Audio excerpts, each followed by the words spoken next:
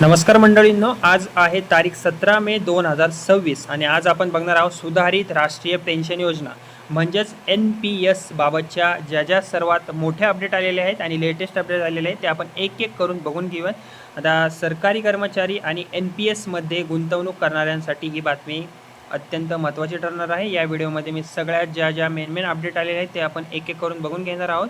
Okay, कारण की आता पेन्शन, फॅमिली पेन्शन, पैसे काढण्याचे नियम आणि निवृत्तीनंतर मिळणाऱ्या सुविधांमध्ये खूप मोठे बदल करण्यात आलेले आहेत. ओके, आता सर्वात मोठी जी पहिली अपडेट आहे त्याबद्दल जर सांगायचं झालं तर सरकारच्या मोठ्या निर्णयाबद्दल बोलूया. राज्य सरकारने सुधारित NPS योजना आता ऐच्छिक म्हणजे ऑप्शनल केलेली आहे. म्हणजेच की काय, सध्या NPS मध्ये असलेले सरकारी कर्मचारी हवे असल्यास सुधारित योजनेत सुद्धा सहभागी होऊ शकतात स्वमर्जीने.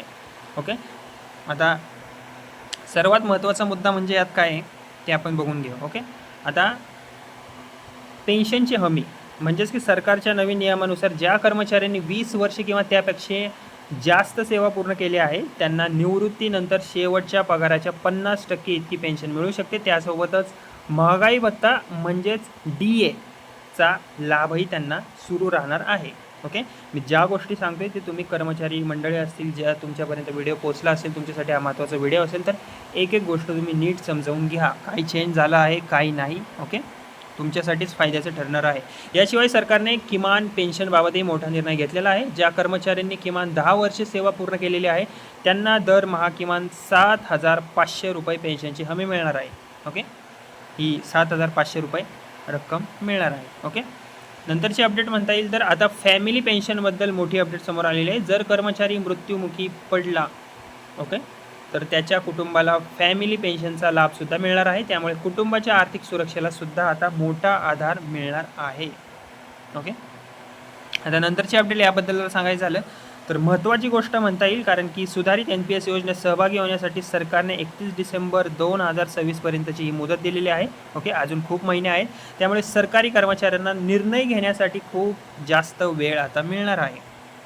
ओके, आता नंतरची जी अपडेट आहे त्याबद्दल सांगायचं झालं तर आता PFRDA च्या नवीन अपडेटबद्दल आपण बोलूयात. 15 मे 2026 रोजी रिटायरमेंट इन्कम स्कीम म्हणजेच काय RIS लॉन्च करण्यात आलेली आहे. या नवीन सुविधामुळे निवृत्तीनंतर संपूर्ण पैसे एकदम न घेता टप्प्याटप्प्याने आता कर्मचाऱ्यांना काढता येणार आहेत. ओके, यासोबतच काय ड्रॉ डाऊन सुविधा, यासोबत ड्रॉ डाऊन सुविधा देखील सध्या सुरू करण्यात आलेली आहे.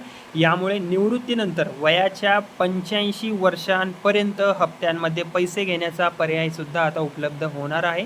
म्हणजेच नियमित उत्पन्न तुम्हाला आता मिळत राहणार आहे.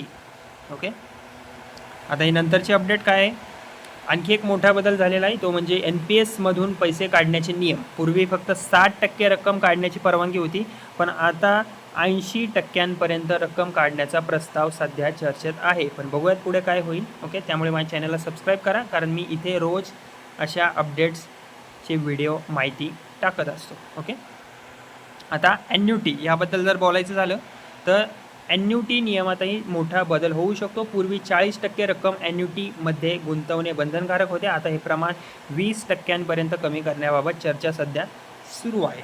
ओके, नंतरची अपडेट आहे याबद्दल सांगायचं झालं तर NPS मध्ये इक्विटी इन्व्हेस्टमेंट वाढवण्याचाही विचार सध्या सुरू आहे. यामुळे भविष्यात अधिक चांगला परतावा मिळण्याची शक्यता व्यक्त केली जात आहे. ओके, म्हणजेच आता नवीन सुधारित NPS योजनेमुळे निवृत्तीनंतर निश्चित पेन्शन, कुटुंबांसाठी आर्थिक सुरक्षा, अधिक लवचिक पैसे काढण्याची सुविधा आणि मोठा रिटायरमेंट कोप्स ओके तयार होण्याची संधी मिळू शकते. ओके, तर ह्या होत्या आजच्या आपल्या या अपडेट NPSबद्दल. अशाच सरकारी योजना आणि पेन्शन आणि NPSच्या रोजच्या लेटेस्ट अपडेटसाठी व्हिडिओला माझ्या लाईक करा, चॅनलला माझे सबस्क्राईब करा. बडी नावाचं चॅनल आहे त्याला सबस्क्राईब करा आणि बेल आयकॉन नक्की दाबा. ओके, धन्यवाद.